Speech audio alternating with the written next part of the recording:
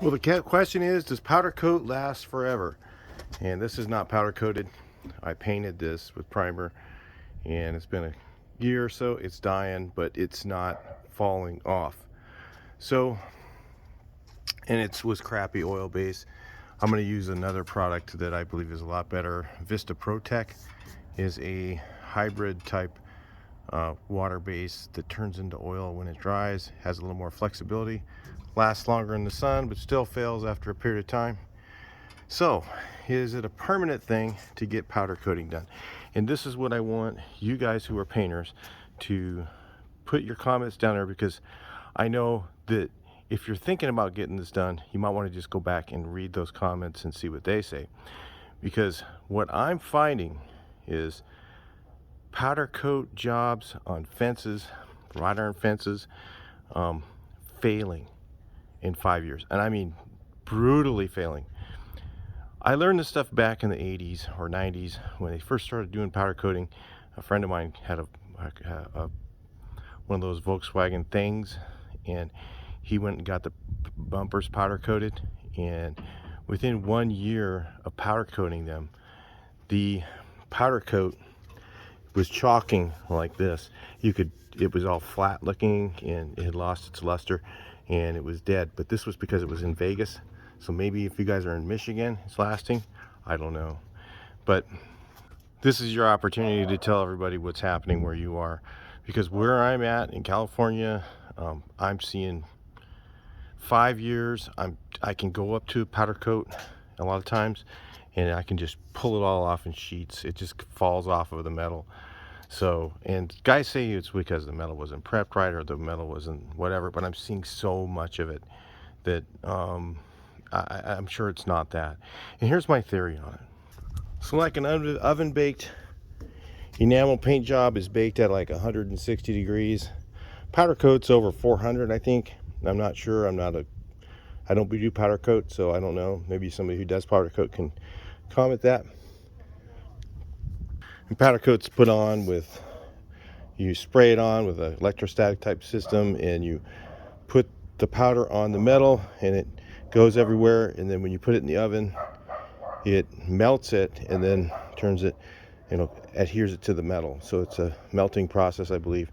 That's how it works. So anyway, then it bakes in the oven for a certain period of time, and then it comes out.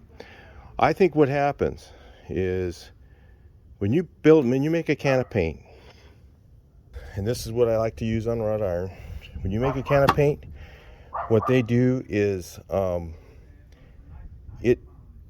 it has stuff to protect the UVs in it and everything else, because it has a binder that goes over the paint, and some of them are chemically bonded, some of them are done through, like this is a urethane paint, so that's got chemical bond and chemical binder, and this one has a water-based binder in it, and what that does is that protects the UV rays from the actual color.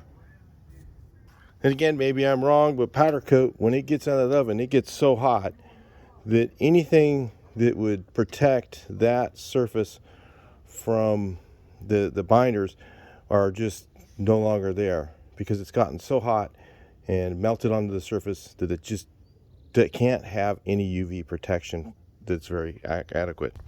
So I'm not saying powder coat's crap. I'm saying that I think it's probably not a good product to put in the sun. And paint can probably last longer. So I've seen a lot of people spend tons and tons of money going out, and I've done their houses and fixed their gates. I've seen tons of them that have had powder coat failures, and they spent lots of money to have a gate powder coated. And I've seen it 5 years in, just coming off, and then repainted it. My paint job may not last 5 years. It may fade like that, but it's not going to come off in sheets like that. And it can be repainted, So the oil-based products aren't the greatest right now, but those water-based oil are probably a little bit longer lasting. If there's not a lot of rust, I use that, and it works better, in my opinion. It is expensive paint. It's not cheap. Oil base has gotten really expensive, but powder coat's really extremely expensive, because you have to sandblast everything and then put it in a thing and have an oven big enough for that gate to go into.